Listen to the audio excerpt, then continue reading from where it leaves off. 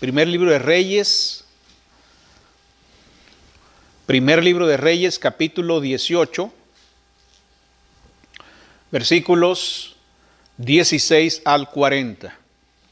Dice la palabra del Señor: Entonces Abdías fue a encontrarse con Acab y le dio el aviso, y Acab vino a encontrarse con Elías. Cuando Acab vio a Elías, le dijo: ¿Eres tú el que turbas a Israel? Y él respondió: Yo no he turbado a Israel, sino tú y la casa de tu padre, dejando los mandamientos de Jehová y siguiendo a los Baales. Envía pues ahora y congrégame a todo Israel en el monte Carmelo, y los 450 profetas de Baal y los 400 profetas de Acera que comen de la mesa de Jezabel. Entonces Acab convocó a todos los hijos de Israel y reunió a los profetas en el monte Carmelo. Y acercándose Elías a todo el pueblo dijo: ¿Hasta cuándo claudicaréis vosotros entre dos pensamientos? Si Jehová es Dios, seguidle, y si Baal, id en pos de él. Y el pueblo no respondió palabra. Y Elías volvió a decir al pueblo: Solo yo he quedado profeta de Jehová, mas de los profetas de Baal hay 450 hombres. Dénsenos pues 2 bueyes, y escojan ellos uno y córtenlo en pedazos, y pónganlo sobre leña, pero no pongan fuego debajo, y yo prepararé el otro buey y lo pondré sobre leña, y ningún fuego pondré debajo. Invocad luego vosotros el nombre de vuestros dioses, y yo invocaré el nombre de Jehová, y el Dios que respondiere por medio de fuego, ese sea Dios. Y todo el pueblo respondió diciendo: Bien dicho. Entonces Elías dijo a los profetas de Baal: Escogeos un buey y preparadlo vosotros primero, pues que sois los más, e invocad el nombre de vuestros dioses, mas no pongáis fuego debajo. Y ellos tomaron el buey que les fue dado, y lo prepararon e invocaron el nombre de Baal desde la mañana hasta el mediodía, diciendo: Baal, respóndenos. Pero no había voz, ni quien respondiese, entre tanto ellos andaban saltando cerca del altar que habían hecho. Y aconteció al mediodía que Elías se burlaba de ellos diciendo: Gritad en alta voz, porque Dios es. Quizás está meditando o tiene algún trabajo o va de camino, tal vez duerme y hay que despertarle. Y ellos clamaban a grandes voces y se sajaban con cuchillos y con lancetas, conforme a su costumbre, hasta chorrear la sangre sobre ellos. Pasó el mediodía y ellos siguieron gritando frenéticamente hasta la hora de ofrecerse el sacrificio, pero no hubo ninguna voz, ni quien respondiese ni escuchase. Entonces dijo Elías a todo el pueblo: Acercaos a mí. Y todo el pueblo se le acercó, y él arregló el altar de Jehová que estaba arruinado. Y tomando Elías 12 piedras, conforme al número de las tribus de los hijos de Jacob, el cual había sido dado palabra de Jehová diciendo: Israel será tu nombre, edificó con las piedras un altar en el nombre de Jehová. Después hizo una zanja alrededor del altar en que cupieran 2 medidas de grano. Preparó luego la leña y cortó el buey en pedazos y lo puso sobre la leña. Y dijo: Llenad 4 cántaros de agua y derramadla sobre el holocausto y sobre la leña. Y dijo: Hacedlo otra vez, y otra vez lo hicieron.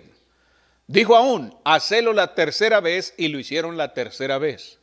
De manera que el agua corría alrededor del altar, y también se había llenado de agua la zanja. Cuando llegó la hora de ofrecerse el holocausto, se acercó el profeta Elías y dijo: Jehová, Dios de Abraham, de Isaac y de Israel, sea hoy manifiesto que tú eres Dios en Israel, y que yo soy tu siervo, y que por mandato tuyo he hecho todas estas cosas. Respóndeme, Jehová, respóndeme, para que conozca este pueblo que tú, oh Jehová, eres el Dios, y que tú vuelves a ti el corazón de ellos. Entonces cayó fuego de Jehová y consumió el holocausto, la leña, las piedras y el polvo, y aún lamió el agua que estaba en la zanja. Viéndolo todo el pueblo se postraron y dijeron: Jehová es el Dios, Jehová es el Dios. Entonces Elías dijo: prended a los profetas de Baal para que no escape ninguno. Y ellos los prendieron y los llevó Elías al arroyo de Cisón y ahí los degolló. El tema que hoy vamos a estar considerando se titula Es tiempo de actuar. Hemos tenido el privilegio de observar a Dios mientras entrenaba a un hombre llamado Elías. Vimos traerlo de la nada, presentarlo ante un rey y usarlo para infundir temor a toda una nación. Hemos visto a Dios enviarlo a través de una prueba tras otra para enseñarle a depender totalmente del poder y la provisión de Dios. Hemos visto el contraste entre Elías y otros que afirmaron conocer al Señor. Hemos aprendido mucho sobre este hombre.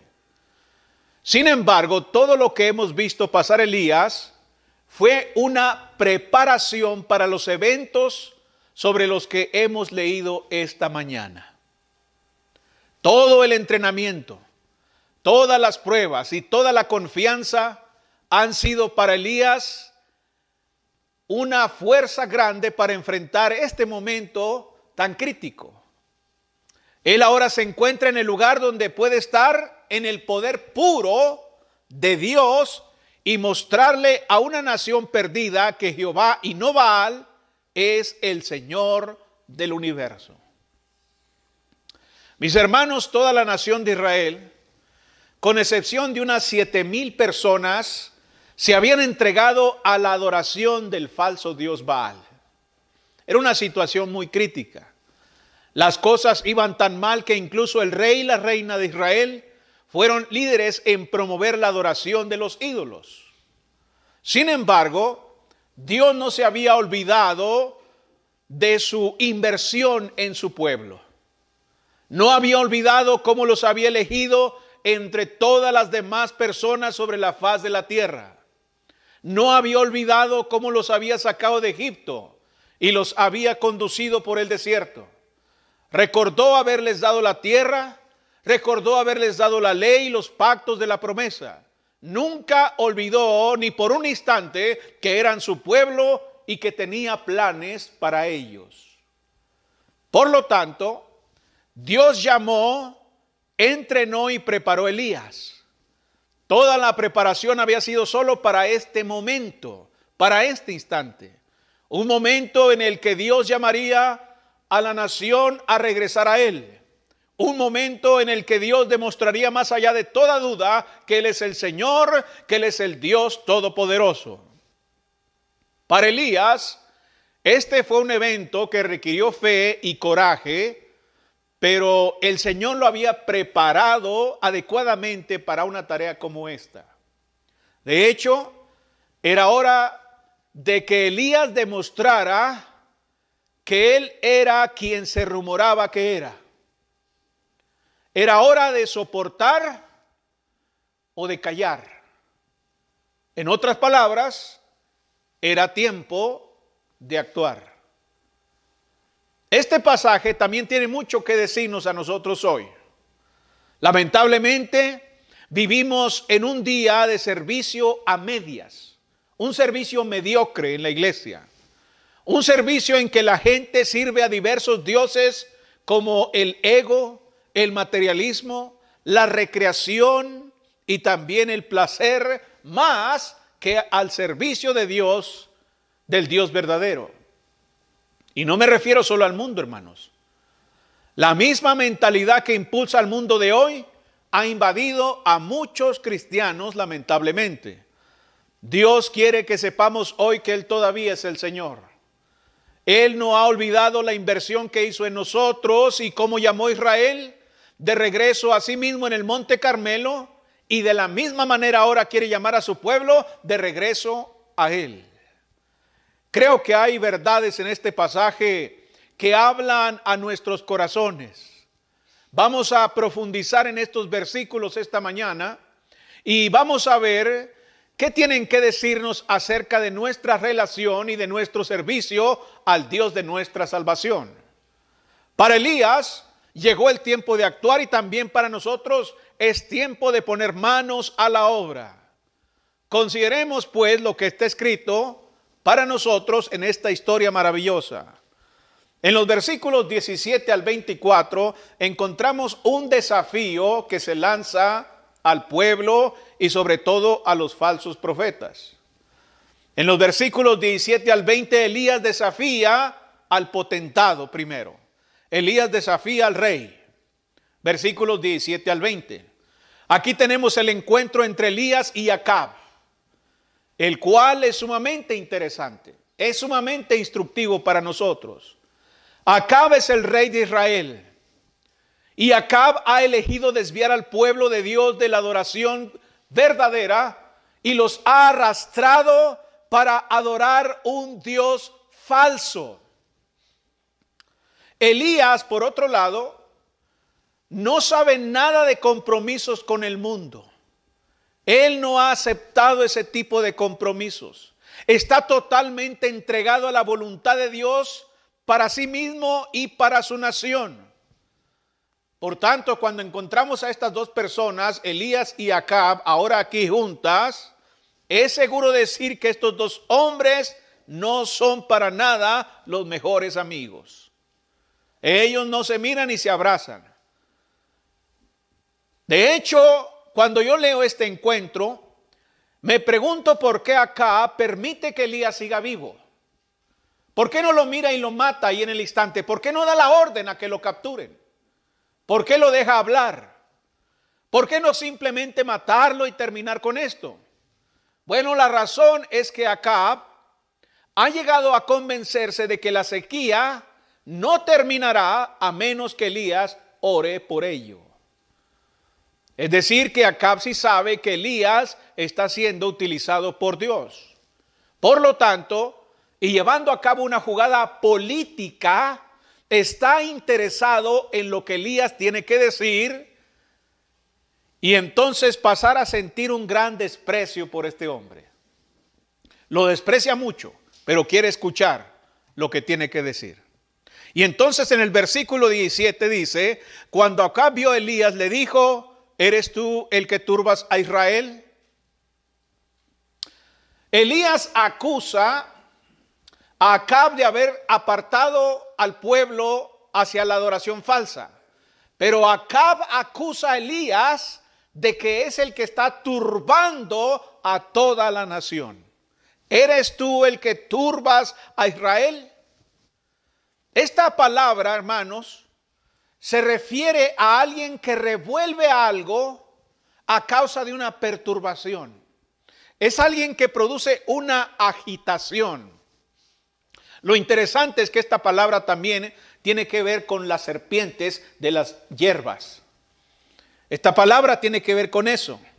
Es como si Acab estuviese diciendo que Elías es una serpiente en la hierba, que inquieta, que perturba la paz y la estabilidad de las personas que la miran. Esto nos dice que Acab no tiene amor por Elías, no tiene ningún respeto por Elías, sino solamente odio contra él. Pero lo que Acab no entendió es que en Elías había la mejor intención que una persona puede tener. Acab no entendió que Elías en realidad era el mejor amigo que Acab pudiese tener. Y de hecho Elías era el mejor amigo para Israel. Y eso lo tenemos que entender todos nosotros. Así es con todos los hombres de Dios. Así es con todas las personas de Dios. La gente se va a enojar cuando se le predique la verdad. Ya lo hemos visto. Ahora que andamos predicando en la calle, la gente se molesta. La gente nos saca la vuelta. La gente se enoja. No quieren escucharnos. No quieren oírlos.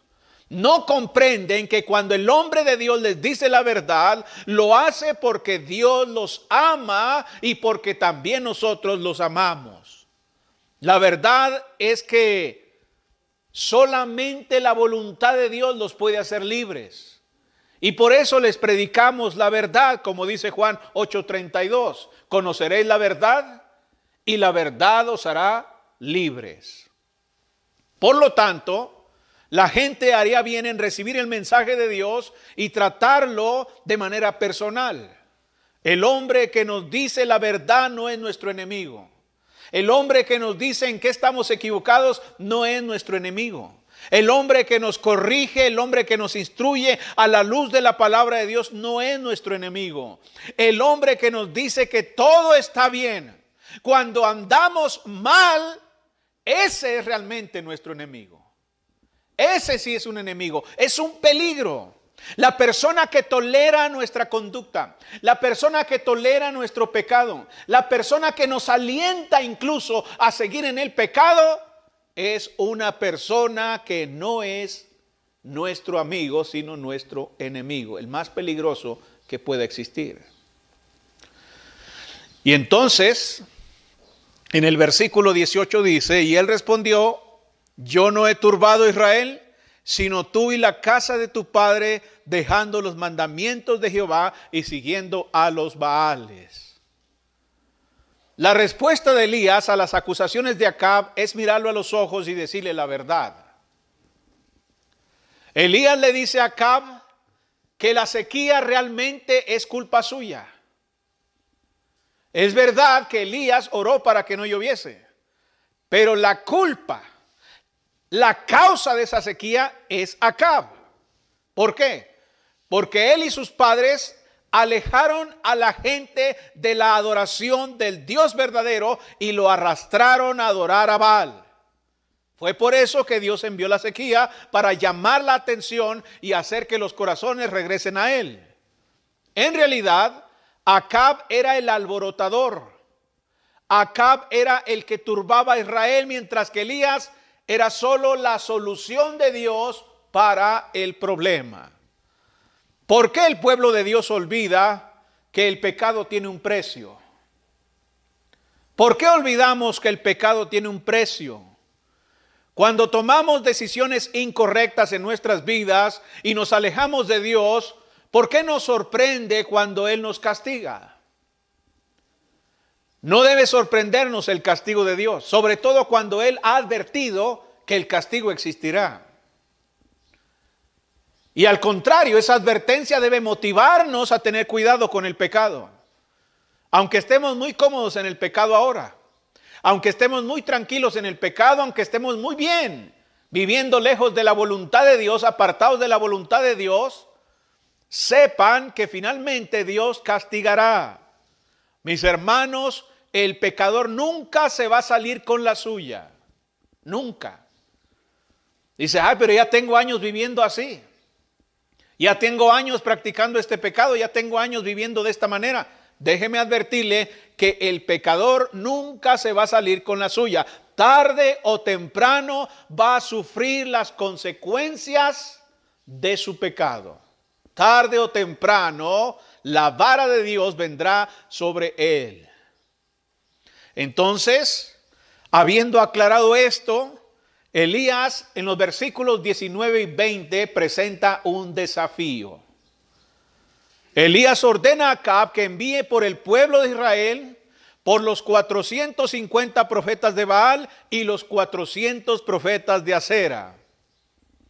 Estos 400 profetas de Acera son la consorte femenina de Baal.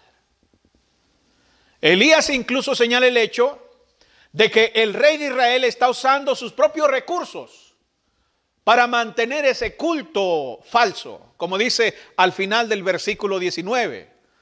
Ahí hablando de los 400 profetas de Acera, dice que comen de la mesa de Jezabel. Es decir, que el mismo reino estaba patrocinando el culto falso. El mismo reino, el mismo rey.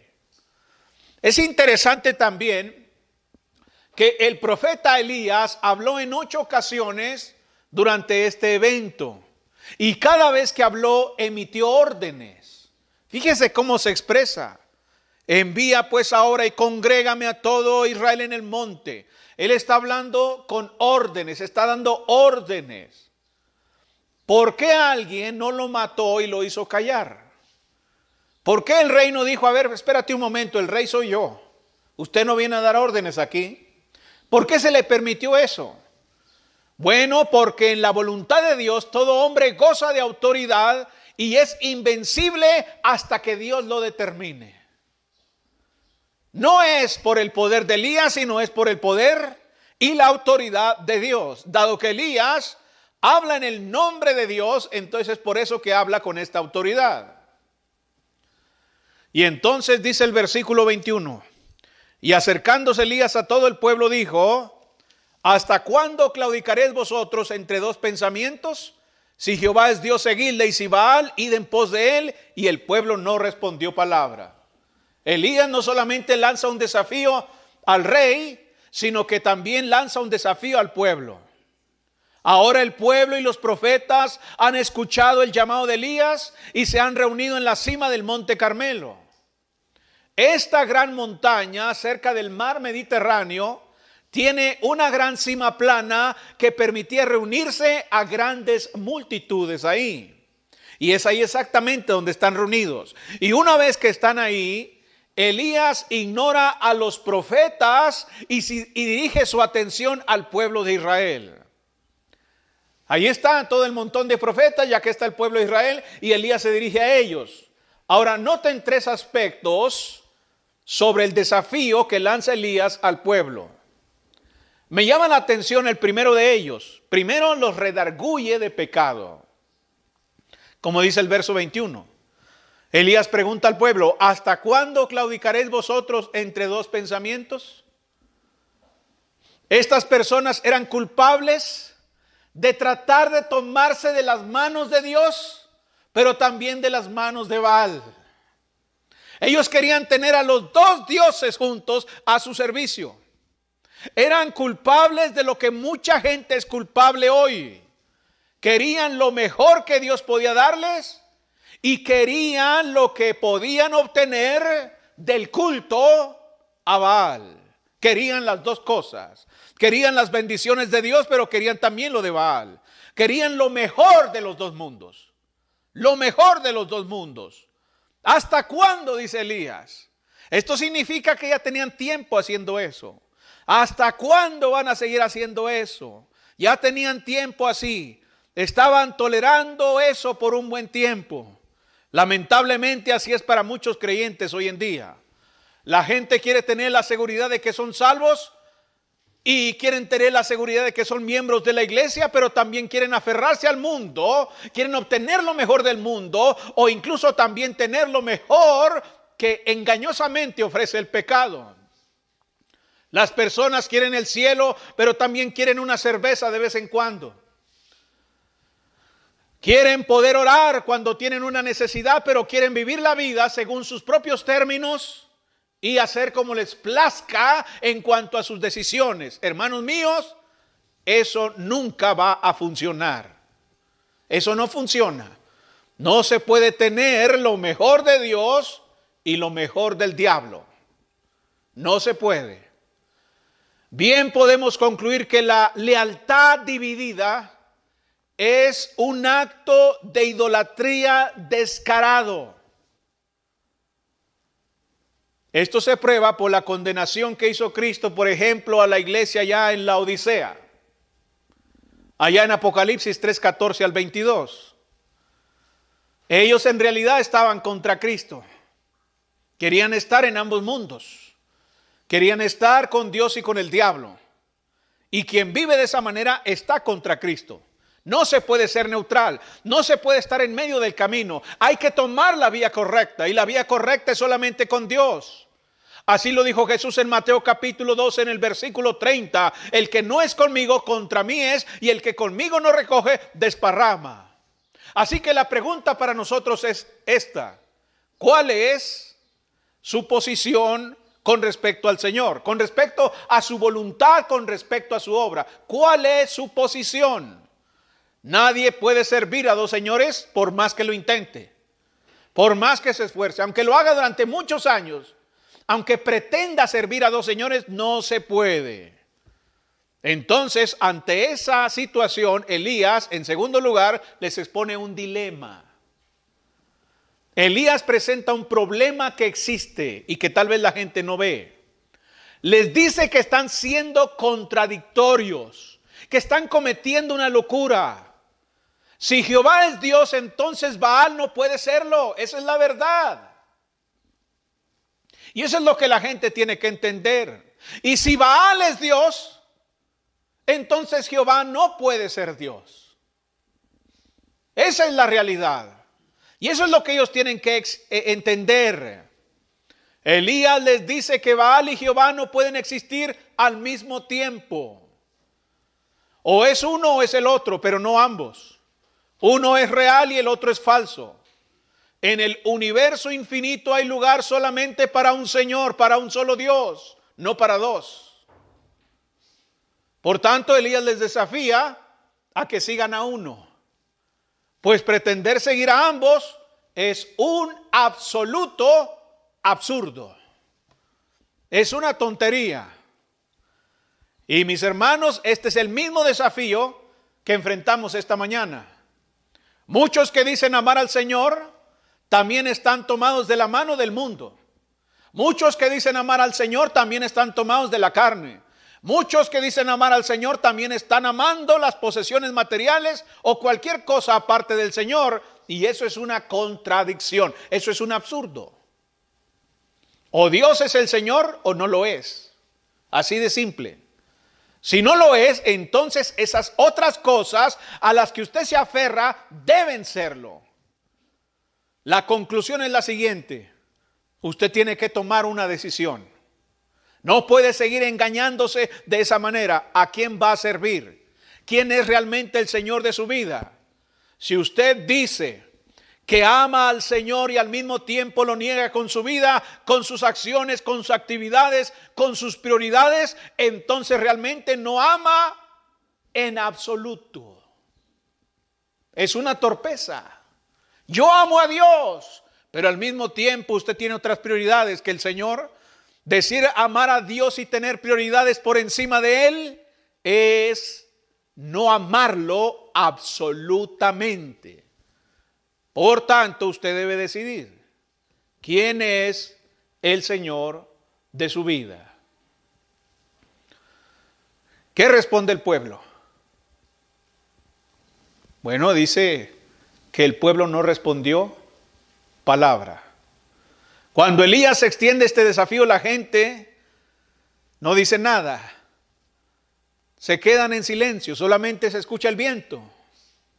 Solamente se escuchan los murmullos de los profetas falsos. Pero la gente no responde. Y esto es justo lo que se espera de personas como esas. Son cobardes y lo demuestran intentando quedarse en medio del camino. Quieren seguir en medio. Quieren seguir sin tomar una postura en contra o a favor de los dioses que están ahí, representados en Elías y representados en los profetas. Hermanos y amigos, uno no puede quedarse callado ante la pregunta ¿quién es el Señor de su vida? No puede uno quedarse callado si nuestro Señor es el Dios verdadero. Si usted escucha esta pregunta y piensa permanecer callado y en bajo perfil, el asunto no se resuelve de ninguna manera. No se resuelve. El desafío no va a desaparecer por usted quedarse callado ante la pregunta. Si usted cree que logra algo con guardar silencio, sencillamente se está engañando a usted mismo como lo estaba haciendo esta gente. Entienda esto. Cuando se trata de contestar y de confesar con nuestros labios sobre quién es nuestro Señor, debemos asumir el costo de la respuesta.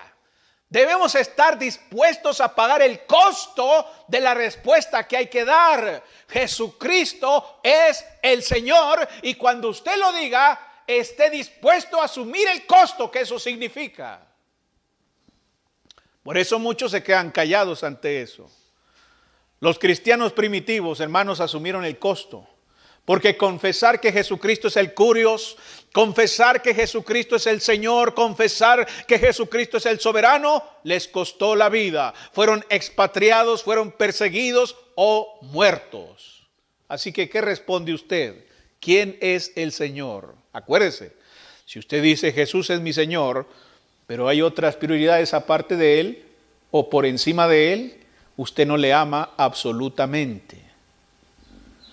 Así que, ¿qué respondemos a esa pregunta?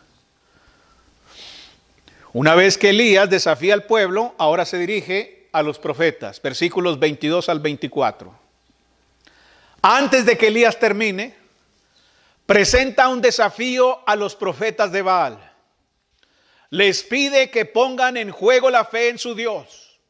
Él les dice, es tiempo de actuar. Es tiempo de ver quién es quién. Es tiempo de que se sepa, de que se exhiba, de que se muestre quién es el Dios verdadero. Y entonces en el versículo 22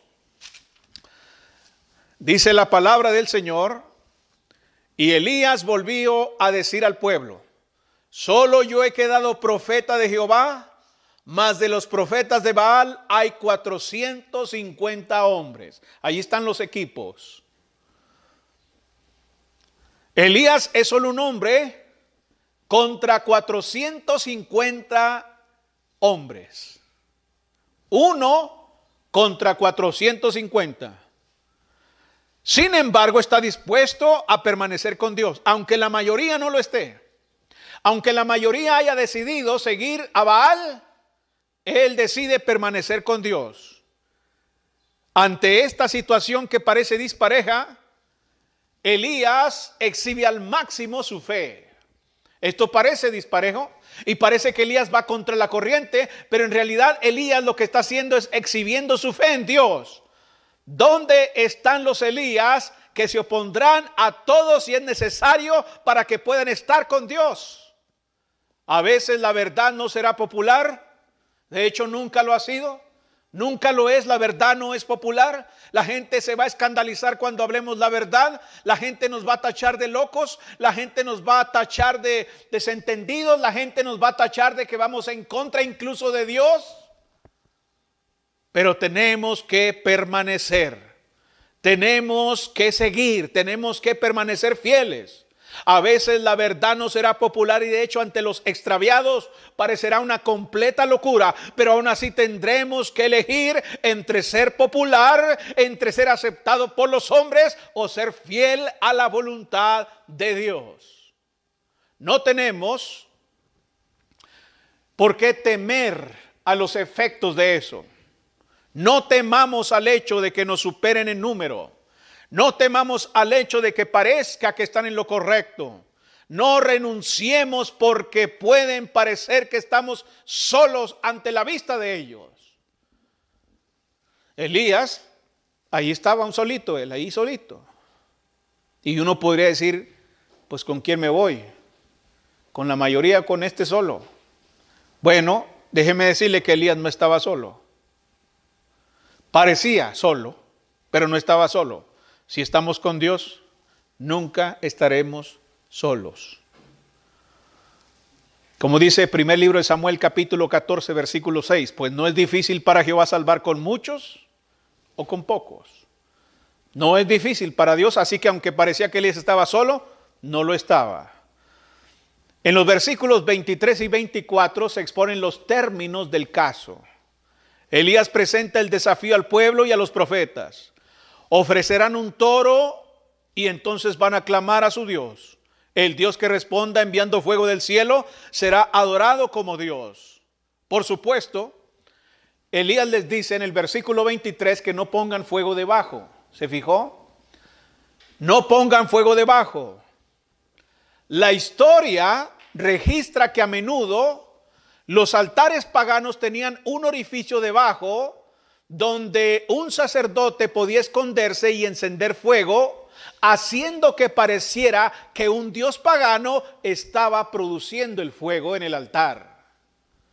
Acuérdense que estos sacerdotes falsos usaban muchos trucos. Usted recuerda a los sacerdotes ahí en Egipto que con sus artes mágicas pretendían engañar al pueblo. Así había estos sacerdotes que hacían un hoyo debajo del altar, se escondía allá abajo un sacerdote, encendía fuego y hacían pensar a la gente que el Dios producía fuego. Por eso Elías les dice, preparen todo, pero no pongan fuego debajo. No vamos a cometer trucos aquí, no se va a hacer trampa. Elías tuvo cuidado de que no hubiera fraude alguno. A los profetas les pareció bien. Dijeron, no hay problema, pues después de todo, Baal es Dios, dicen ellos. Baal no necesita de trucos. Ellos razonaban. Baal es un dios de la fertilidad que se veía bajo la lluvia y bajo el sol. Creían de hecho que él era responsable de la vida. Cuando llovía, produce vida, ¿ven? Cuando el sol produce vida, ¿ven? Entonces ellos pensaban que Baal estaba ahí. Estaba en la lluvia y estaba en el sol. Así que, aunque Baal no había podido enviar lluvia durante 3 años y medio, seguramente podría enviar fuego del cielo. Ellos aún estaban convencidos de eso. Hubo una terrible sequía. Y Baal no pudo controlar la lluvia, pero dicen, bueno, pero va a mandar fuego. No envió lluvia, pero va a mandar fuego. Mis hermanos, los adoradores de Baal creían que Baal se manifestaba cuando tronaba el cielo, cuando había relámpagos por todas partes. Y también creían que cuando el sol estaba en su máxima intensidad, era la gloria de Baal brillando sobre la tierra. Así que cuando este día prepararon el sacrificio y todo lo que había ahí, y voltearon al cielo y vieron un sol resplandeciente, claro, fuerte y quemante, dijeron, Elías está equivocado y Baal va a mandar fuego del cielo. Vean cómo brilla el sol. Ahí está la gloria de Baal, dicen ellos. Así que está bien, no vamos a poner fuego abajo. Perfecto, vamos a ganar. Vamos a demostrar que Baal es Dios. Desde luego había gente en la multitud que tenía otra mentalidad. Porque estamos hablando del pueblo de Israel. En la multitud había personas que recordaban que Jehová también había hablado por el fuego en el pasado. Podían haber recordado la zarza ardiendo allá en el monte, el fuego en el altar del templo, la columna de fuego en el desierto, el hecho de que Dios había consumido con fuego una multitud que murmuraba, o el hecho de que el fuego de Dios había encendido la cima del monte Sinaí. Así que ellos pensaban, bueno, no necesitamos poner fuego abajo. Jehová también tiene amplia experiencia con respecto al fuego. Así que todo el mundo está convencido. Por un lado los profetas dicen, hay un sol fuerte, así que Baal va a responder. Y por otro lado dicen, acuérdense que Jehová hizo esto y esto y esto con fuego. Esto se va a poner bueno. Ahora, en medio de esto hay una tragedia terrible. Ahí en el versículo 24, en la segunda parte del texto. Hay una tragedia ahí. Dice, invocad luego vosotros el nombre de vuestros dioses, y yo invocaré el nombre de Jehová. Y el Dios que respondiere por medio de fuego, ese sea Dios. Y luego aquí viene la tragedia. Y todo el pueblo respondió, bien dicho. Esto es lamentable, hermanos. ¿Por qué? La tragedia radica en el hecho de que la gente está dispuesta a considerar que Baal podría ser real y Jehová no. Esa es una tragedia. ¿Cómo es posible? Eso es para entristecerse. Después de todas las cosas que Dios había hecho por ellos, ¿cómo podrían rebajarse al lugar donde incluso considerarían un concurso de esta naturaleza? Imagínenlos ahí, esperando que se pruebe a sí mismo Dios ante ellos después de todas las obras maravillosas que ha hecho en el pasado. ¿Cómo creen que se siente Dios ante eso, hermanos? ¿Qué cosa, no? Dios creó el universo y ellos lo saben.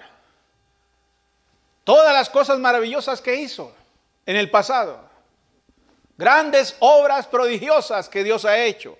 Los ha alimentado, los ha cuidado, les ha dado grandes victorias contra grandes ejércitos. Los protegió en el desierto con la columna de fuego, les dio alimento, Dios se ha manifestado claramente en toda su potencia. Y sin embargo ahora ponen en tela de duda su deidad, su realidad, su existencia. y hasta incluso dan la posibilidad de que sea Baal el Dios. ¡Qué tremendo! Y eso es una tragedia, pero antes de criticar con demasiada dureza a estas personas, tal vez deberíamos admitir que a menudo somos culpables de la misma cosa. Cuando permitimos que la vida y todas sus distracciones desplacen a Dios, somos tan culpables como ellos. Esto sucede cuando llegamos al lugar donde nos preguntamos, ¿qué tiene Dios para ofrecer? Fíjese, qué tremendo. Usted está en la disyuntiva entre hacer la voluntad de Dios o no hacerla. ¿Por qué? Porque hay otros intereses aquí. Hay otras cosas valiosas de este lado. Y entonces usted dice, bueno, a ver, vamos a ver, ¿qué voy a hacer? ¿Qué tiene Dios para ofrecer? ¿Y qué tiene esto para ofrecer? Y lamentablemente muchos, a diferencia de estas personas, porque ellos están ahí todavía para decidir, pero a veces los cristianos deciden y dicen, no me interesa lo que Dios tenga que ofrecer, mejor prefiero este otro camino. Por eso hay hermanos que faltan a las reuniones de la iglesia, porque ahí está la disyuntiva. ¿Qué tiene Dios para ofrecer? ¿Qué ha hecho Dios para ofrecer? ¿Qué tiene Dios para darme? ¿Qué hay acá? Acá de este lado hay provisión, acá de este lado hay salud, acá de este lado hay seguridad, acá de este lado hay garantías, acá de este lado tengo lo necesario para ser feliz, acá de este lado hay esto. ¿Y qué tiene Dios para ofrecer? Definitivamente me voy por este otro camino, y desplazan a Dios a un segundo término. Desplazan a Dios de sus vidas, desplazan a Dios de sus corazones, desplazan a Dios y su voluntad, porque dicen, lo que Él tiene que ofrecer no me interesa. No hay provisión ahí, no hay seguridad en Dios, no hay poder en Dios, no hay nada ahí. Es solamente un Dios como cualquier otro, es un pedazo de madera que no tiene nada que ofrecer. Y acá tengo seguridad, acá tengo garantías, acá tengo estabilidad, acá tengo felicidad, acá tengo dicha, acá no hay nada. Y desplazamos a Dios, desplazamos su poder. Expresamos todas nuestras dudas y toda nuestra falta de confianza en su misericordia y en su potencia, y lo hacemos a un lado. Y eso es una tragedia grande, hermanos. Porque entonces cuando decidimos este otro camino, comenzamos a vivir una vida espiritual deficiente. Y lamentablemente incluso hasta caemos en el hecho de pedirle a Dios que se pruebe a sí mismo. Cuando Dios tiene que competir con todo lo demás en su vida solo para obtener un minuto de su atención, eso es una tragedia. Cuando Dios tiene que competir con todo lo que hay en su vida para que usted le ofrende un poco de su tiempo, de su servicio, eso es una tragedia grande. Pero eso solamente demuestra una triste condición espiritual.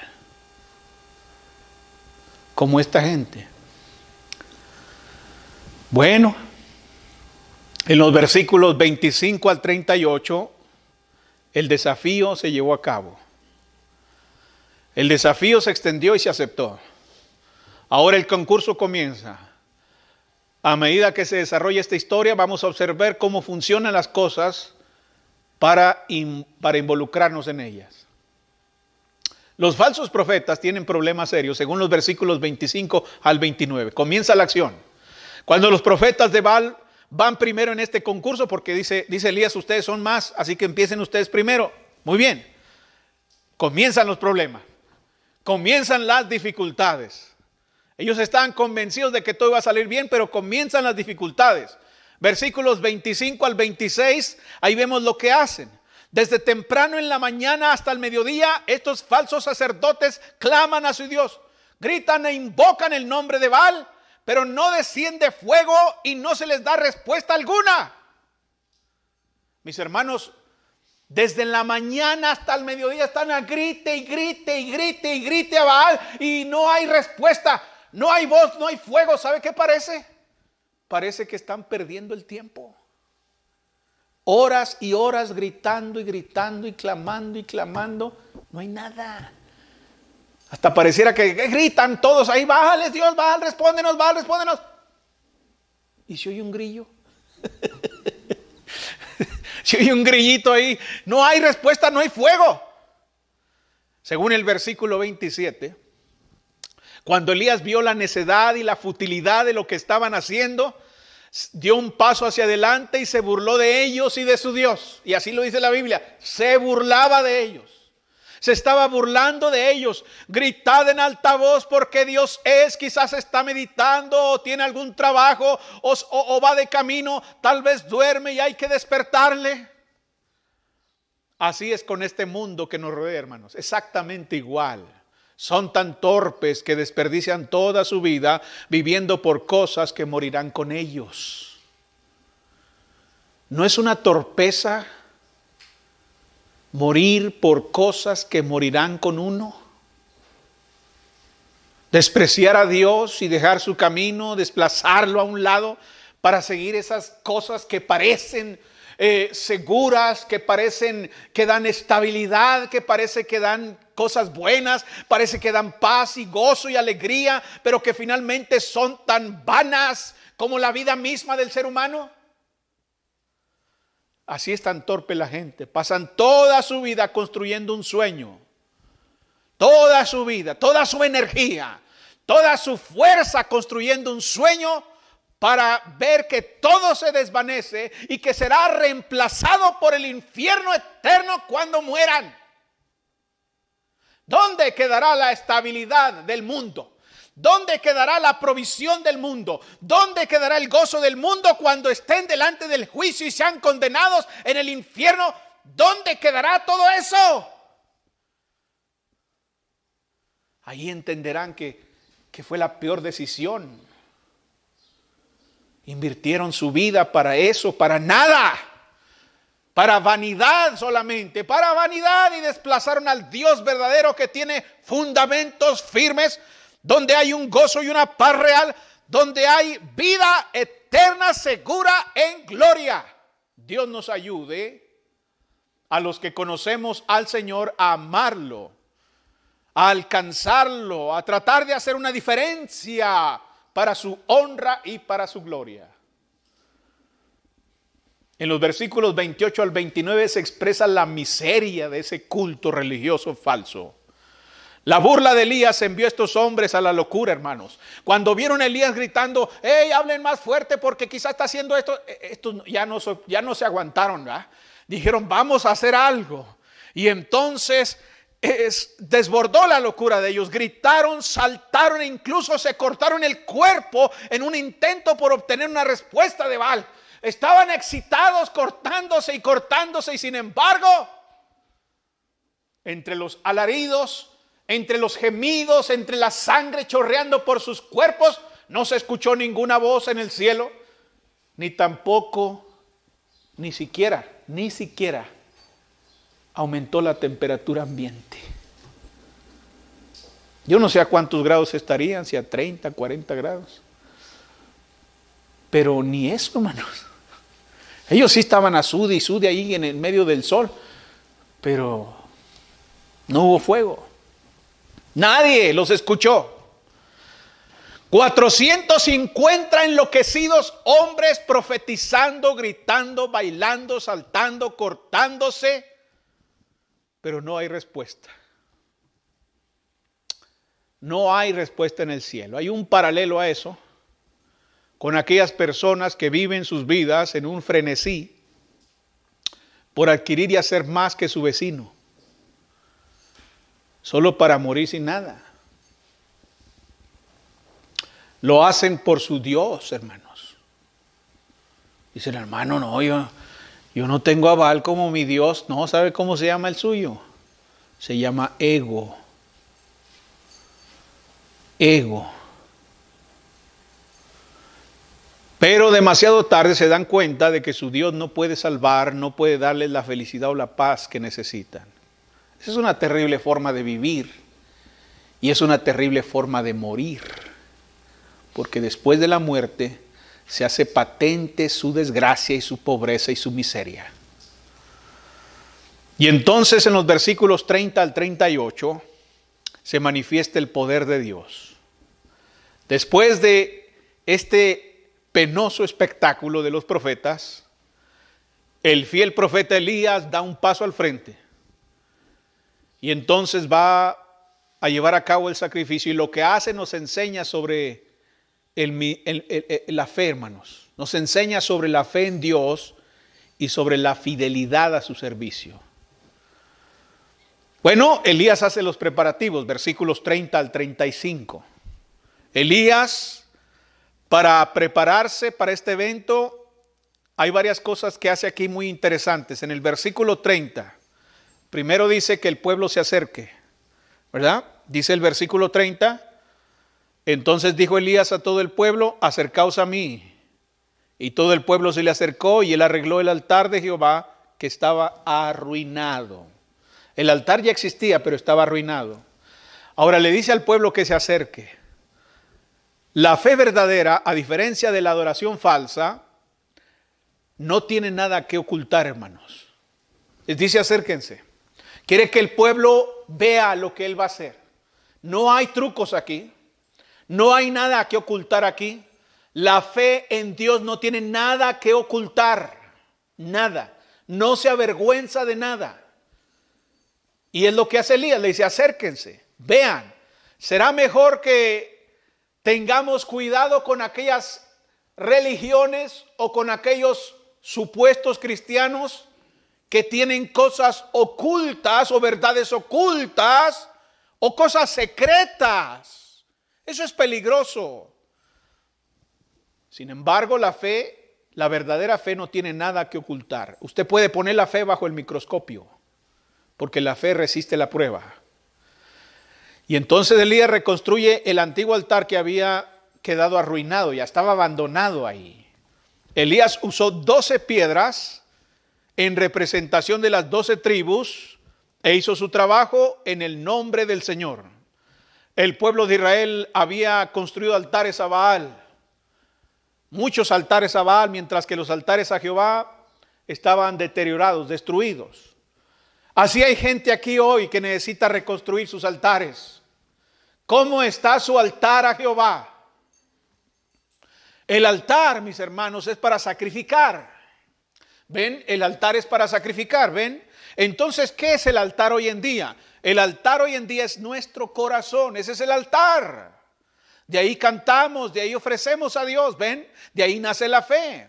Si crees de todo corazón, bien puedes. Cada uno dé como propuso en su corazón, cantando en vuestros corazones. ¿Ven? El altar es el corazón. La pregunta es, ¿está ese altar arruinado? ¿Está ese altar deteriorado? Porque hay gente que así tiene sus altares, que necesitan ser reconstruidos. Ya no pasan el tiempo con Dios como antes. Ya no oran como antes oraban, ya no leen la Biblia como antes la leían, ya no sirven como antes servían, ya no son los mismos y dicen, ya me estoy cansando de la fe, ya me estoy cansando de Dios. Bueno, necesitan reconstruir el altar arruinado.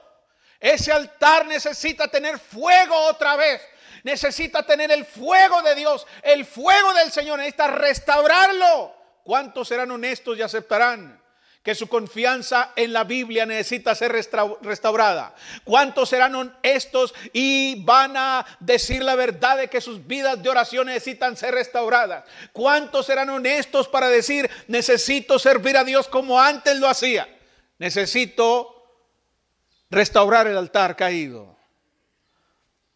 Y entonces Elías lo hace, reconstruye el altar, degolló y presentó una ofrenda por el pecado.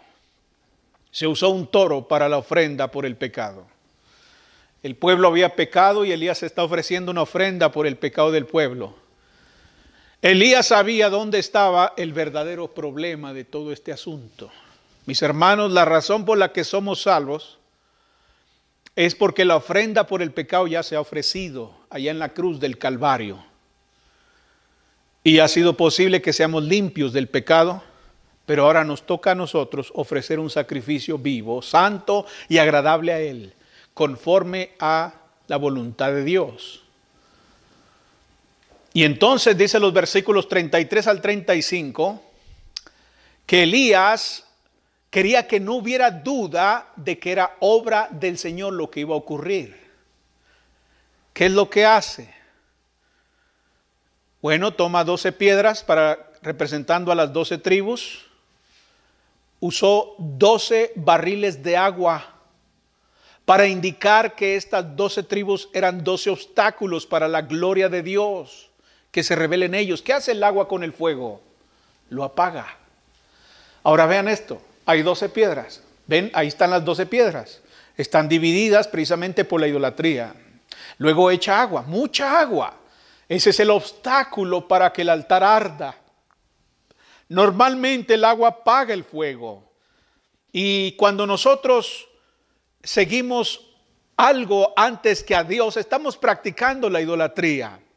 Y somos un obstáculo para que el fuego de Dios esté encendido en el altar. Mis hermanos, el objetivo principal de Elías era que Dios recibiera cada gramo de gloria de lo que va a ocurrir aquí.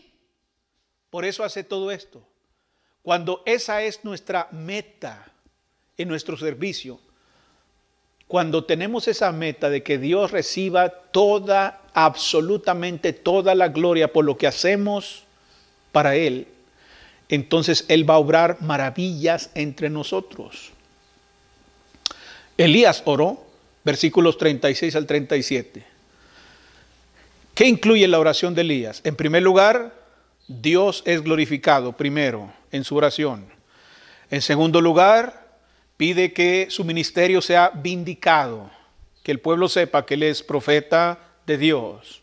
Y en tercer lugar, que el pueblo reavive el fuego por Jehová.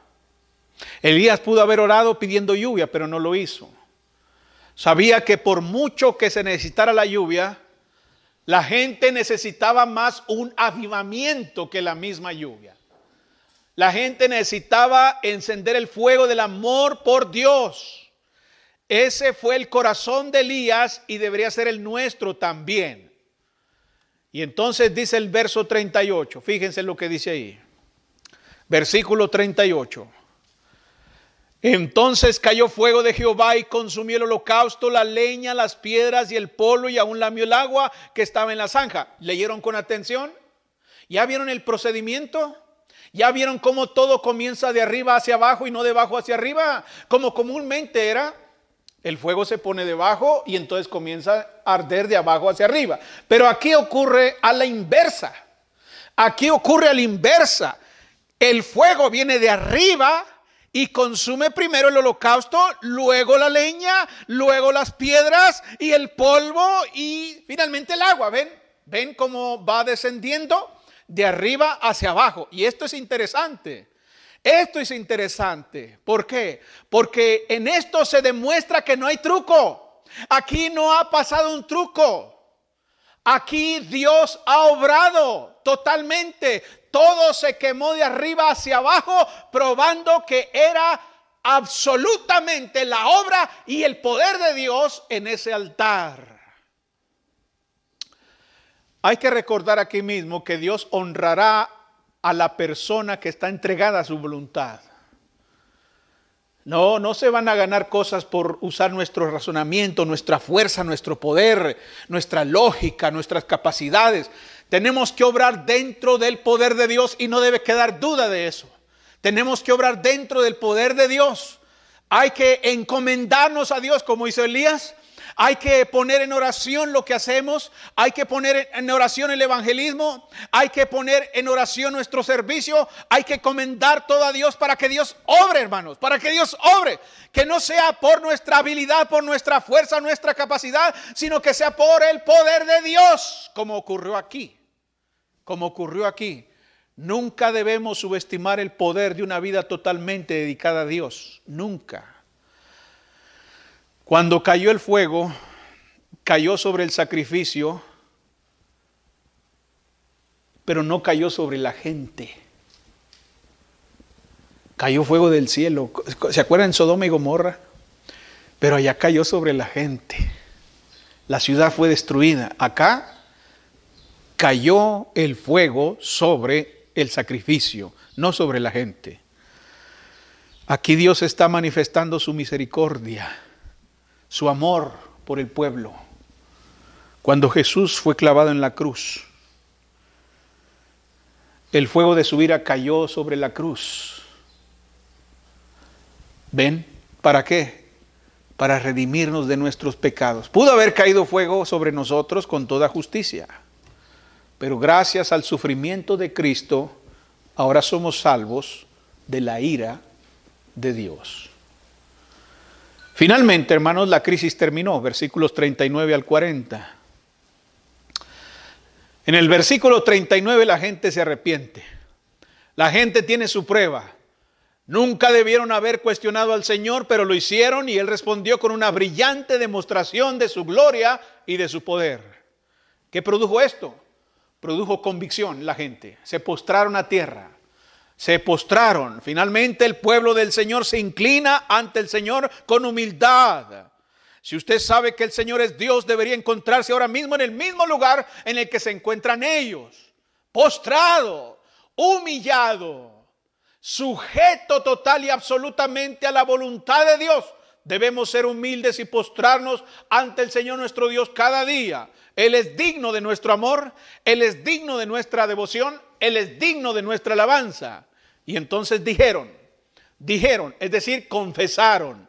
Ellos expresan la verdad que han conocido en sus corazones todo el tiempo. Lo que siempre estuvo ahí, Jehová es el Dios, Jehová es el Dios. Por sus acciones y su reconocimiento, ellos declaran su gloria. Ellos declaran el lugar correcto donde debe estar Dios. Ellos expresan su reverencia por Él. Sus corazones ahora arden con este celo por Jehová, como el corazón de Elías estuvo ardiendo todo este tiempo. Hermanos y amigos, ustedes y yo deberíamos encontrarnos a menudo en el lugar donde estamos ante Él en alabanza, en honor y gloria. ¿Cuánto tiempo ha pasado desde que nos encontramos en la presencia de Dios con el único propósito de expresar nuestro amor y adorarlo? Si ha pasado un tiempo, no deje pasar más tiempo. Hay que honrarlo como Él merece ser honrado. En el versículo 40, no puedo dejar escapar este pensamiento que hay ahí. Después de que todo estuvo hecho y arreglado, Elías llevó a los profetas de Baal al arroyo de Sison y los degolló allí. Los mató a todos.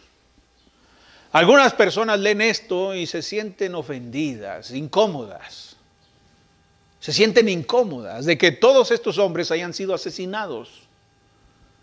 Qué violento, ¿no? Imagínense, degollar a 450 personas. Hoy en día vemos en internet ahí que ciertas religiones hacen eso y nos espantamos duro, ¿verdad? Nos sentimos muy mal. Pues imagínense ver esta escena, 450 hombres degollados en un arroyo.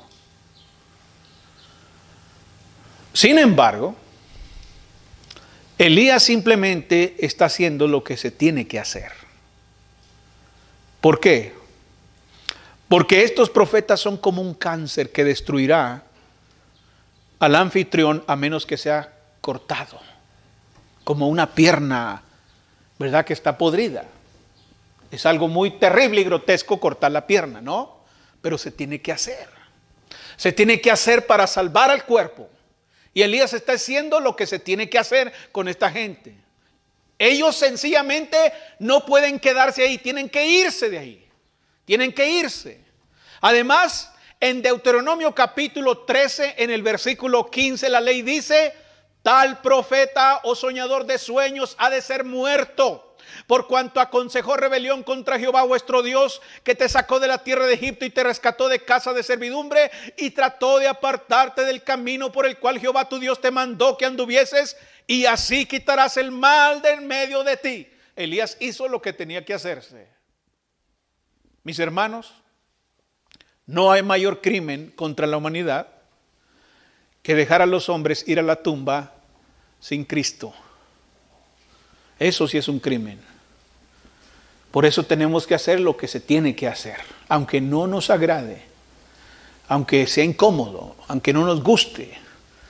Tenemos que ir a predicar el evangelio a utilizar la espada del Espíritu para que tanta gente finalmente sea liberada de la condenación.